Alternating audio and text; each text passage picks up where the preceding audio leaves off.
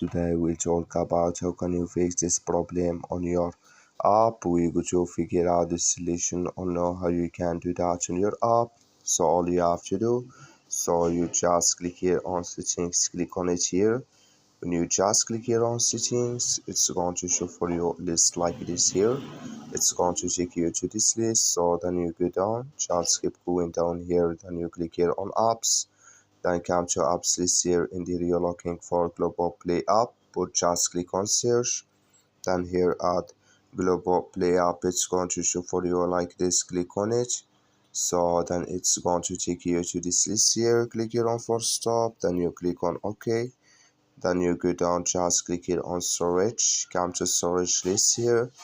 Just click here on clear cache. Then all you have to do, so you just turn off your Wi-Fi and turn on it again, then it's going to work with you. That's all you have to do. Thank you for watching. Don't forget to support us by liking, subscribing.